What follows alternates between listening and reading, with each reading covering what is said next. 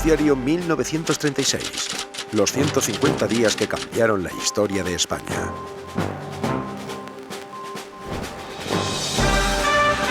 Noticiario independiente de la tarde.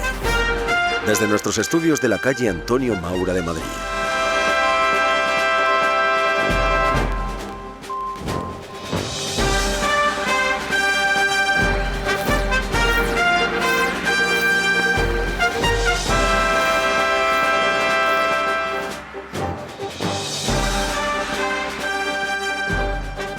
Bienvenidos, queridos amigos, a nuestro boletín informativo en Radio Universal, boletín informativo que abrimos, como hacemos siempre, con nuestra línea editorial. El Gobierno ha decidido perpetrar un segundo pucherazo, revestido de aparente legalidad, para asegurarse el poder municipal con la convocatoria de elecciones municipales para el próximo día 12.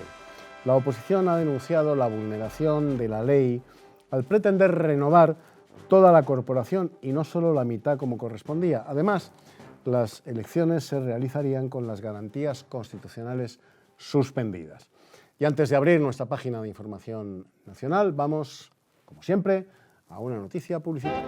Retenga en su boca el encanto de la juventud con la crema dental Listerine. Abrimos esa página de información nacional en Radio Universal con noticia de la CEDA, que anuncia que no concurrirá a las elecciones municipales, a lo que se suman otros grupos de la derecha por falta de garantías.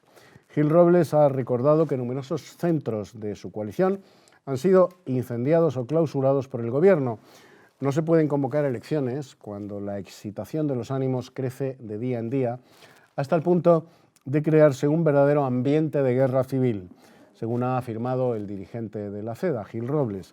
En la comisión de actas, el representante del PSOE, señor Galarza, ha pedido la anulación de las actas de Salamanca, alegando que las derechas sobornan a los votantes con los préstamos sobre el trigo y con dinero del Estado, y que ha ganado la derecha gracias, evidentemente, al caciquismo. La representante comunista Dolores Ibarruri, la pasionaria, ha sido más sincera al indicar que no les importa lo más mínimo la legalidad o la ilegalidad de los votos obtenidos. Lo fundamental, según tan destacada demócrata, es que Gil Robles, que ha ganado su acta en Salamanca, representante de la reacción y de la represión de Asturias, no se siente en el Parlamento porque es un enemigo del proletariado y un opresor de los humildes. Las actas de Salamanca deben ser repudiadas como son repudiados los que las ostentan, y pide literalmente la pasionaria que se encarcele a Gil Robles. Y nos llega, creo que a este respecto sí, noticia de última hora que nos pasan nuestros compañeros de redacción. Finalmente se ha reconocido la validez de los resultados en Salamanca y del acta personal, el acta de diputado de José María Gil Robles, el líder de la CEDA. Seguimos en la arbitrariedad y el anticlericalismo del que hace gala el Frente Popular en toda la geografía española. En Logroño, la Comisión Gestora Provincial ha dado 2 meses a las religiosas que atienden a los enfermos en el Hospital Provincial para que dejen de prestar servicio. Serán sustituidas por enfermeras. El Ayuntamiento de Pontevedra ha aprobado derribar la capilla de la Virgen del Camino. En Calaceite ha sido derribada la Cruz Blanca, un monumento que data del siglo XIII y que tenía la consideración de monumento nacional. Y en Ciudad Real, dada la situación, las cofradías han acordado no sacar los desfiles a la calle. En Lorca, en Murcia, también se van a suspender los desfiles de blancos y azules. Y en Jaén, las fuerzas de asalto entraron en la sede de Falange Española y tras un registro detuvieron a los miembros de la Junta Directiva que fueron encarcelados. El local ha quedado clausurado. Vamos nuevamente con una noticia de publicidad aquí en Radio Universal. Si usted no halla alivio con sus padecimientos reumáticos, haga una prueba con Frila, antes Frilax. Y en cuanto a la información de actualidad, tenemos que destacar que el escritor Bernard Shaw se encuentra en Tenerife, donde ha hecho escala el buque en el que está dando la vuelta al mundo. Le preguntaron por el conflicto entre Italia y Abisinia y manifestó, poniéndose al lado de Mussolini, que aquella es una lucha entre la civilización y la barbarie, un pueblo donde para casarse hay que matar a 2 mujeres, no tiene derecho a existir, dice Bernard Shaw. Tenemos noticia también de última hora que nos proporcionan nuestros compañeros de la redacción. El Teatro Calderón, prácticamente lleno, se rindió a la niña pianista Alicia de la Rocha después de su triunfo en Barcelona. Alicia bordó el complicado concierto en re de Mozart, arrancando al piano una musicalidad extrema.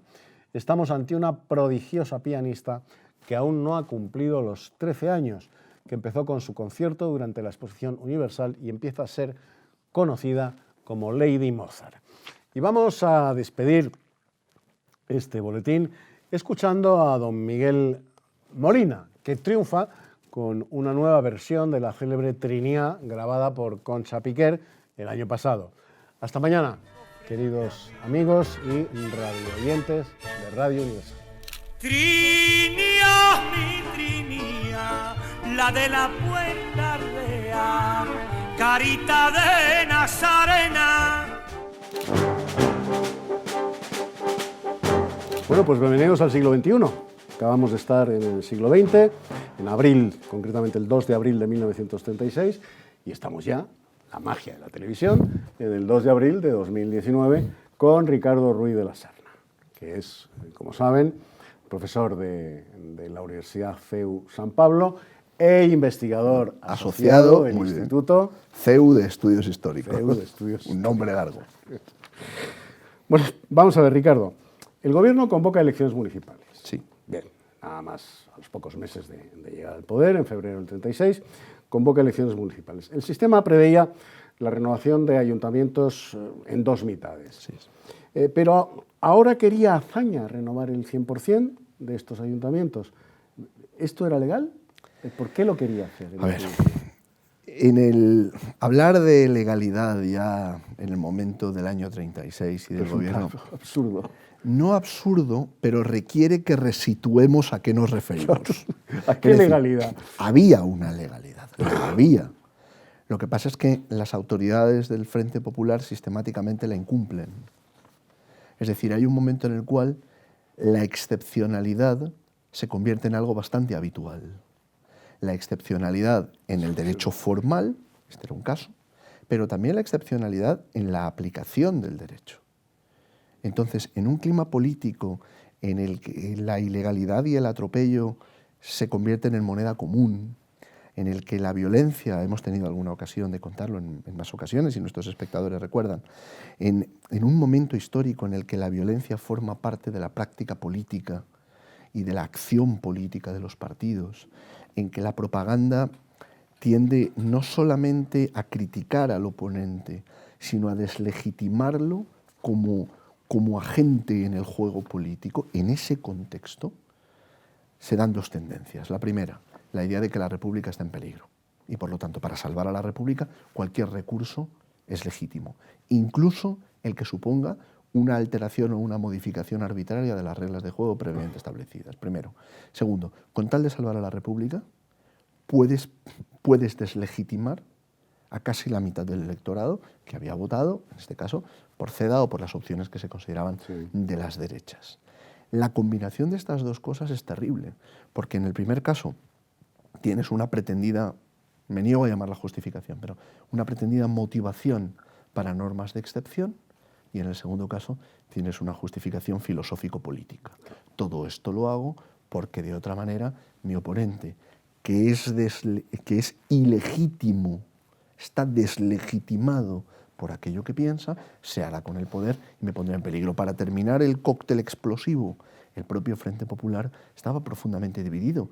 La izquierda republicana todavía creía en las instituciones de la República, mientras que las fuerzas revolucionarias, singularmente los comunistas, estaban al servicio de Moscú y de la Comintern. Pues mira, precisamente hablando de esas fuerzas revolucionarias al servicio del estalinismo, vamos a hablar, si te parece, Ricardo, de una mujer que hoy la propaganda de izquierdas nos presenta, y hay mucha gente que así lo cree, nos presenta como una suerte de Sor Teresa de Calcuta comunista. Estamos hablando de Dolores Ibárruri, alias La Pasionaria. Habla que las actas conservadoras, sin importar los votos, se tenían que anular sin importar en absoluto la voluntad popular para que el asesino, así lo tildaba Gil Robles, no estuviese en el Parlamento. Hay muchas cosas ahí que contar, Eduardo, y desgraciadamente no tenemos tiempo. Mira, déjame que lo resuma muy brevemente. Los propios comunistas sufrieron lo que fue la era de la Pasionaria cuando se trató, por ejemplo, de las disensiones y de las discrepancias en el seno del Partido Comunista. Además de eso, en aquel momento, la idea de la revolución ya prevalecía sobre los límites que la ley imponía y por lo tanto sobre la legalidad republicana y sobre las instituciones republicanas. Los comunistas en la República no tratan de reforzar a la República burguesa pretendidamente moderada que nace del año 31. No, tratan de utilizar la República como el caballo de Troya desde el cual desatarás un proceso revolucionario que terminará en una huelga general. Al igual que los nacionalistas no quieren defender la República moderada del 31, pretendidamente moderada. No, quieren utilizar la debilidad republicana para proclamar las independencias. De ahí el terrible desgarro que se va a producir durante todos estos años entre los republicanos, que con mayor o menor ingenuidad pensaron que el régimen del 31 era un régimen que pudiera sobrevivir, donde terminarán planteándose, hombre, que parte de las fuerzas que están ya en la guerra, que están combatiendo en el bando republicano, no es solo que quieran acabar con la República en pro de la revolución, es que quieren acabar con España, y quieren trocear España y quieren dividir España. Hay una famosa conversación que Azaña recoge en sus memorias, una conversación con Negrín, en la que la famosa cita, ¿no? Esta gente quiere destrozar España, porque en el fondo había varias tendencias centrífugas. Una de ellas era la de quienes querían dividir España o romper España. Otra, la de quienes pretendían la revolución. Y otra, la de aquellos que querían una república, pero en la que las derechas nunca pudieran hacerse con el poder. ¿Y cómo es posible, Ricardo, que intelectuales de tanto fuste, bueno, pues como estos que has citado, Manuel Azaña, Niceto Alcalá Zamora, etcétera, etcétera, se dieran cuenta tan tarde de lo que hombres jovencísimos como José Antonio Primo de Rivera, por ejemplo, Onésimo Redondo, Ramiro Ledesma Ramos, se dieron cuenta nada más proclamarse la República, que el objetivo final de esa República era destruir la nación española desde la raíz? ¿Cómo es posible que estos intelectuales de tanto fuste no lo vieran y unos chicos tan jóvenes, apenas 30 años, sí lo vieran desde el principio y lo denunciaran a riesgo de su vida, como así fue? Y alguno lo mataron. Es que, claro, son unas preguntas que tienen tal extensión. Déjame que trate de resumirlo. Mira, España venía de heredar muchos conflictos que habían quedado sin resolver. Desde la reforma agraria, ¿bien? O el desempleo o la pobreza, desde esos hasta los nacionalismos creados artificialmente a lo largo del siglo XIX, sobre todo, ¿no? Todos estos conflictos terminan dando un cóctel explosivo en el que algunos ven las tendencias de fondo, la destrucción de España, por ejemplo, el enfrentamiento de hermano contra hermano, la profunda injusticia que se vivía en aquel momento en España desde el punto de vista social. Esto también hay que contarlo. Lo que era el hambre en el campo español, sí, lo que era la pobreza de los obreros. Esto también hay que contarlo. Hay quienes ven esto y hay quienes piensan... Pero esa injusticia no se soluciona dinamitando la nación. No, claramente, Eduardo. Lo que quiero decir es que hubo quienes pensaron que la solución a esto tenía que venir no tanto por acometer las reformas sociales, sino por transformar lo que había sido España históricamente en algo nuevo, en comenzar una historia de España que prescindiese de su pasado, que prescindiese de lo que Cánovas llamaba su constitución histórica. Entonces empezamos a tener, por ejemplo, ideologías que desembarcan en España y que ven que ideas como la de nación o ideas como aquellas que habían vertebrado y que vertebran la cultura española, eran ideas perniciosas, eran cosas del pasado, eran cosas que pertenecían a la España con una expresión tristísima que desdice al gran poeta que era Machado, ¿no? de la charanga, la pandereta y la sacristía. Hay quienes ven solo esto. ¿Te refieres al hermano de Manuel? Me refiero a Antonio Machado, hermano de Manuel. gran poeta, hermano de Manuel Machado, también gran poeta. Pero, No, gran poeta Manuel Machado y su hermano, bien. ya, Eduardo, no me provoques, No me provoques digo porque lo de además Borges, estamos el sí, hermano esa el anécdota, hermano la de Manuel. anécdota de Borges. Pero déjame que remate solo con una cosa. La formación intelectual no garantiza la excelencia moral. Esto también hay que tenerlo en cuenta. Efectivamente.